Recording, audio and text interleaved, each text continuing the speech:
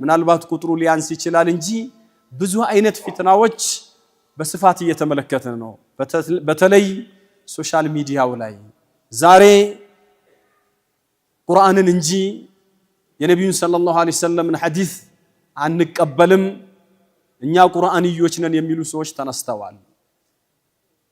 ወጣቶች ያሉበት፣ ነጋዴዎች ያሉበት ራሳቸውን ችለው እንደ አንድ ጀማዓ ሆነው የራሳቸውን ሁሉ መስጂድ ለመስራት እየተንደረደሩ ያሉ ቡድኖች ተፈጥረዋል። ዛሬ ቁርአን በሐዲስ አይፈሰርም፣ ቁርአን በሌላ አካል አይብራራም፣ ቁርአን ራሱም በራሱ ብቻ ነው የሚያብራራው የሚልና እንዲህ አይነቱን አስተሳሰብ በወጣቶች አእምሮ ውስጥ የሚሰገስግ የተለያየ አካል ተፈጥሯል። የረሱል ሰለላሁ ዐለይሂ ወሰለም ሚና መልእክት ማድረስ እንጂ ከበላግ ውጪ ቁርአንን ማብራራት የሳቸው ድርሻ አይደለም። አንዳንድ ያብራሯቸው የቁርአን አንቀጾች ለሳምፕል ነው እንጂ እያንዳንዳችን ቁርአንን በራሳችን መረዳት እንችላለን። ሸኽ ያስፈልገን ምን ያስፈልገን እስከመባል እየተደረሰ ነው ያለው። ይሄ እንግዲህ ከባድ ፊትና ነው። ምናልባት አንድ የሚያስታውሰኝ የዛሬ 500 600 ዓመት የዛሬ ፕሮቴስታንት እምነት መስራቾች እነ ሉተር ሲነሱ ኪታብ አልሙቀደስን የቀሳውስቶች ማብራሪያ ያስፈልገውም እያንዳንዱ ነሳራ በራሱ አንብቦ መረዳት ይችላል የሚለውን ያን አስተሳሰብ በአዲስ መልኩ እኛም ውስጥ ለማስረጽ ቁርአንን በነቢይ ቃል አይፈሰርም፣ ቁርአን በሷሃቦች ቀውል አይፈሰርም፣ ቁርአን በታቢዮች ቀውል አይፈሰርም፣ እኔም አንተም እኩል ልናብራራው እንችላለን፣ ነቢ ፈስረውት ከሄዱማ ለኛ ምን ተረፈን የሚል ሰው ተፈጥሯል። በአሁኑ ሰዓት ቁርአንን እኛ ተደቡር አድርጉት ነው የተባልነው። ተደቡር አድርጉና ራሳችሁ የመሰላችሁን ማዕና አውጡለት፣ የመሰላችሁን ተፍሲር ስጡት ነው እያሉ ያሉት። አቡበክር ሲዲቅ ረዲየላሁ ዐንሁ ቁርአንን በግል ራእዬ በመፈስር ከሆነ የትኛው ሰማይ ነው የሚያጠለኝ የትኛዋ ምድር ናት የምትሸከመኝ እያሉ እንደው በአላህ ቃል ከራሴ ከነፍሴ የምል ከሆነ ምን ይውጠኛል ይሉ ነበር እነዛ ትልልቆቹ ሱሐባዎች ማለት ነው። ዛሬ ግን ስንመለከት ማንም ሰው ተነስቶ ቁርአንን እኔ እንደፈለኩ አብራራለሁ ይላል። እንዲህ አይነቱንም ሰው ደግሞ ሰዎች አጅበውት ታላቅ ሙፈሲር ተብሎ በሰዎች ዘንድ ሲሞገስ ልናይ እንችላለን። የሚገርመው ሰለፎቻችን ምን ይላሉ? ላ ተእኹዙ العلم عن الصحف ولا القرآن عن المصحف ይላሉ። ቁርአንን ኢልምን ከሱሁፊ ያትወሰዱ ይላሉ። ሱሁፊ ማለት ነቅል የሌለው ሱህባ የሌለው ማለት ነው። ከዑለማ ጋር ተጎዳኝቶ ዑለማ ጋር ቁጭ ብሎ የማይቀራ ከመሻይኾች ካልተማረ ሰው መጽሐፍ ብቻ በማንበብ ዕውቀቱን ካዳበረ ሰው ኢልም እንዳትወስዱ ይላሉ። ለምን? ተሳስቶ ሊያሳስተ ይችላል። መጽሐፍ ብቻውን መሪ ይፈልጋል፣ የሚያሳይ ሰው ይፈልጋል። እንደዚሁም ደግሞ ወለል ቁርአን ሚነል ሙስሐፊ ይላሉ።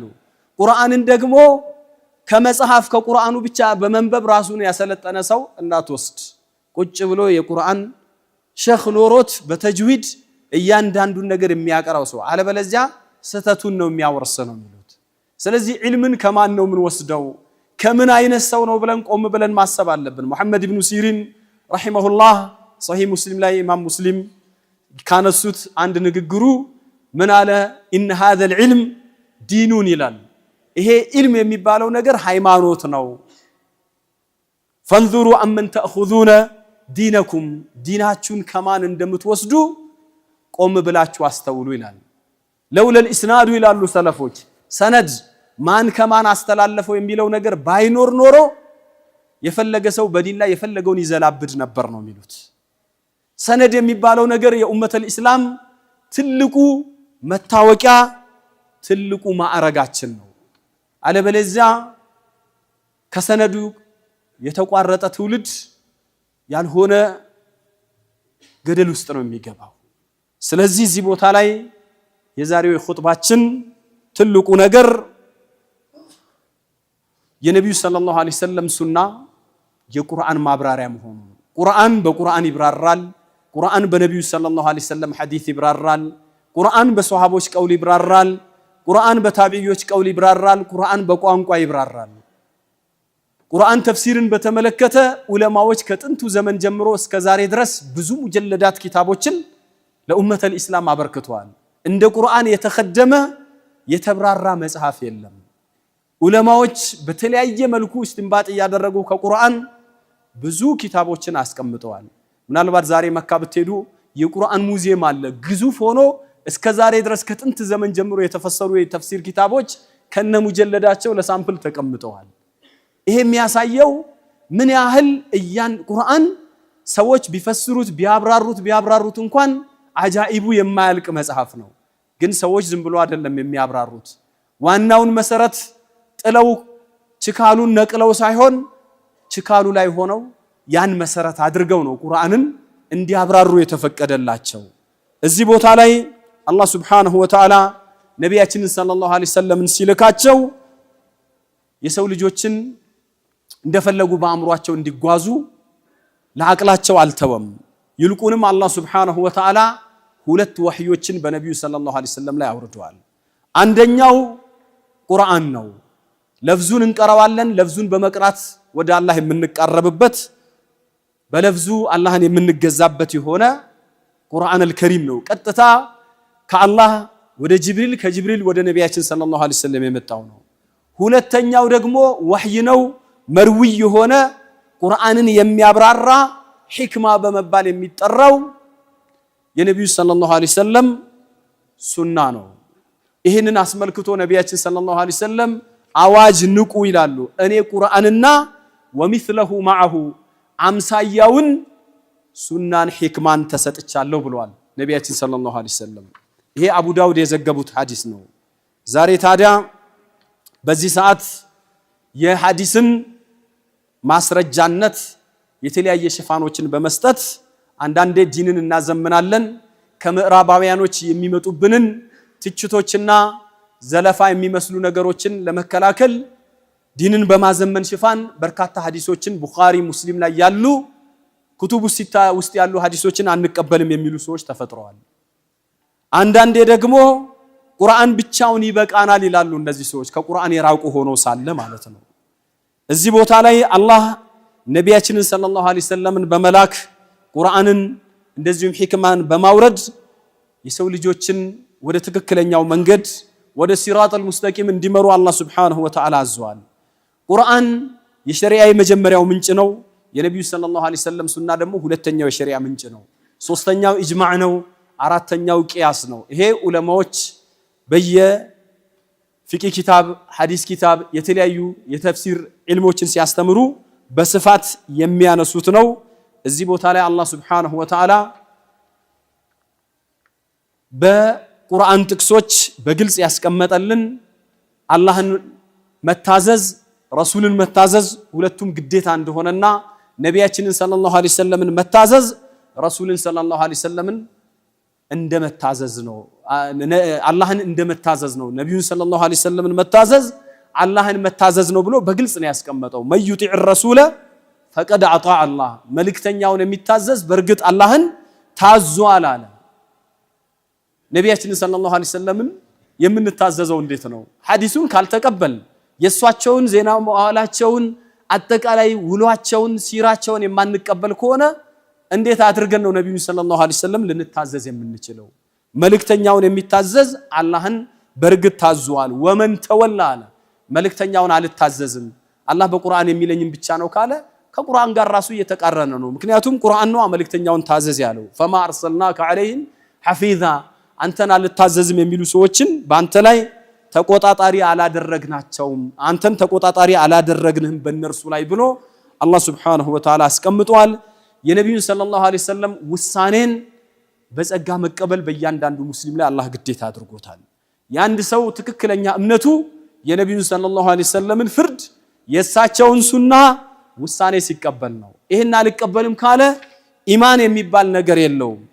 በቀልቡ ላይ የነቢዩን ውሳኔ በሐዲስ የመጣን ነገር ለመቀበል የሚሸክክ ቅሬታ ያለው ሰው ካለ ከእስልምና ይወጣል ብሏል አላህ። ፈላ ወረቢከ ላ ዩእሚኑን በጌታህ እምላለሁ አያምኑም ሐታ ዩሐኪሙከ ፊማ ሸጀረ በይነሁም በመካከላቸው በተፈጠረው ችግር አንተን ፈራጅ እስካላደረጉ ድረስ ثم لا يجدوا في انفسهم حرجا مما قضيت ከዛ አንተ ከፈረድከው ነገር ቅሬታ እስከማያገኙና ويسلموا تسليما እጅ መስጠትን እስኪሰጡ ድረስ ብሎ ነው ያስቀመጠው ስለዚህ አንድ ሰው የነቢን ሐዲስ አልቀበልም ካለ አማኝ አይደለም በመሰረቱ ቁርአንን ብቻውን ይዤ ሄዳለሁ ማለት አይችልም የነቢያችን ሰለላሁ ዐለይሂ ወሰለም ሱና በአጠቃላይ ተግባራዊ ሆነ የቁርአን ተፍሲር ነው ነቢያችን ቁርአንን በቃላቸው በተግባራቸው ሷሃቦች ሲሰሩ አይተው በማረጋገጥ አብራርተውታል ሱና የነቢያችን የግል ኢጅቲሃዳቸው አይደለም ሱና የሚባለው የነቢዩ ሰለላሁ ዐለይሂ ወሰለም ሐዲስ በሙሉ ነቢ ከልብ ወለዳቸው የሚናገሩት የራሳቸው እንደፈለጉ የሚያወሩት ወሬ አይደለም አንድ ሰው በፈልግ እቀበለዋለሁ በፈልግ አልቀበልም የሚለው ነገር አይደለም ወህይ ነው ሱናው ራሱ አላህ ቢስሚላሂ ረህማን ረሂም አልহামዱሊላህ ወሰላቱ ሰላም ዐላ ረሱልላህ እነዚህ ቁርአንዮች የሚባሉ ሰሞኑን አንዳንድ ሰዎች ከነሱ መካከል ብቅ ይያሉ በሀገራችን ማለት ነው እንግዲህ የነሱ በዓለም ዙሪያ ነው ያሉት ሆኖም ግን በሀገራችን ጠፍተው ነበር ነገር ግን ሰሞኑን እንቅስቃሴ ማድረግ ጀምረዋል በሶሻል ሚዲያ ላይ እና እነሱ ማን ናቸው ከየት ነው የመጡት አጀማመራቸው እንዴት ነው ምንድነው የሚያስቡት መንሃጃቸው ደግሞ ምንድነው የሚለውን በአጭሩ ለመመልከት እንሞክራለን ኢንሻአላህ ተዓላ ከዑለማዎች ማህደር በመውሰድ ማለት ነው እንግዲህ እንደሚታወቀው ምንም ጥርጣሬ የሌለው ነገር ነብያችንን ሰለላሁ ዐለይሂ ወሰለም ሱናቸውን መነካካት ወይም ደግሞ መንቀፍ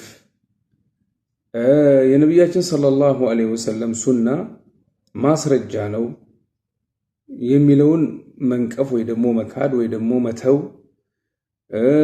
እንዲሁም ደግሞ ነብያችን ሰለላሁ ዐለይሂ ወሰለም አላህ የሰጣቸውን አማና በተሰራቱ አድርሰዋል የሚለውን መንቀፍ እንዲሁም ደግሞ ከሳቸው በኋላ የነብያችን ሰለላሁ ዐለይሂ ወሰለም ሰሃቦች እንዲሁም ደግሞ ታቢዒዎች አላህ Subhanahu Wa Ta'ala እንግዲህ እነዚያ በተለይ ሰሃቦቹን አላህ የወደደላቸውና እነሱም ከአላህ Subhanahu Wa Ta'ala የወደዱ ያላቸው በቁርአን ውስጥ የገለጻቸው እንዲሁም ደግሞ የነሱን ፈለግ በትክክለኛው የተከተሉትን ማለትም السلف الكرام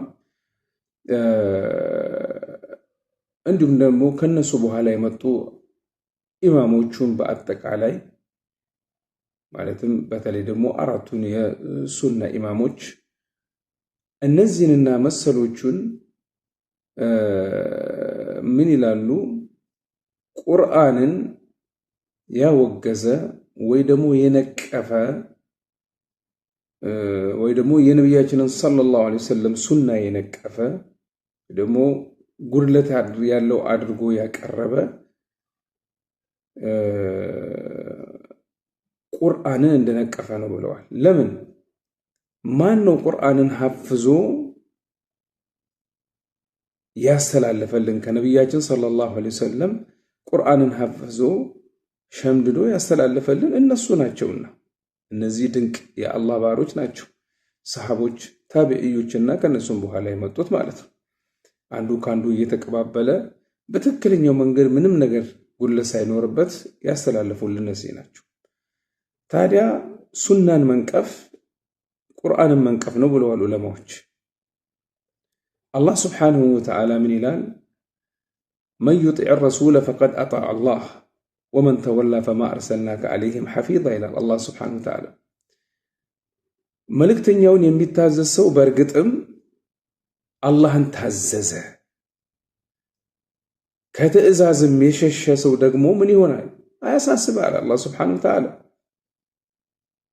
سلزي قرآن منكف سنة منكفنو الله منكفنو نبي منكفنو صلى الله عليه وسلم فلا وربك لا يؤمنون حتى يحكموك فيما شجر بينهم ثم لا يجدوا في أنفسهم حرجا مما قضيت ويسلموا تسليما إلى الله جل في علاه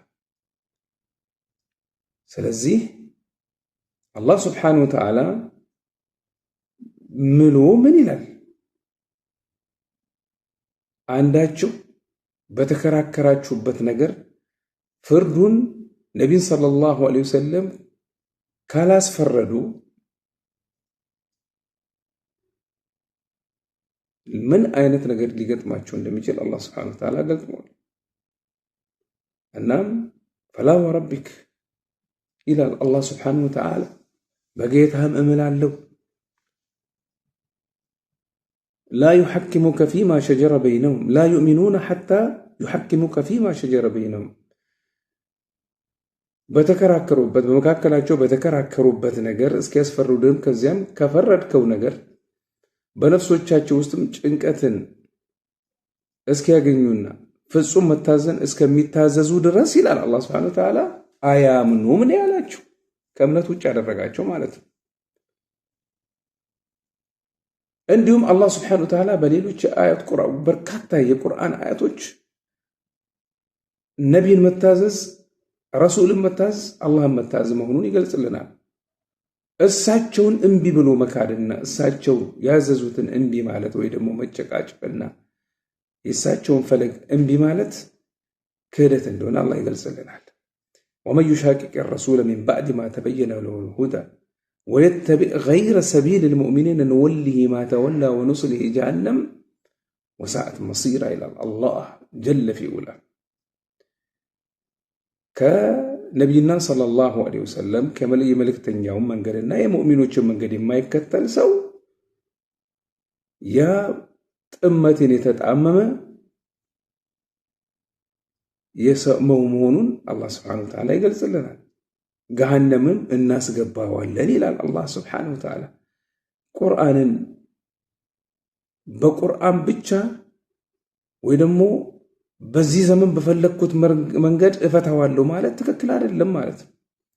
እሳቸው ለኡማው አስተምረው ባለፉት መንገድ ነው ቁርአን የሚፈታውና ተፍሲር የሚሆነው። እንዲሁም ደግሞ ሰለፎች በተረዱትና ለኡማው አስተምረው ባለፉት መንገድ ማለት ነው።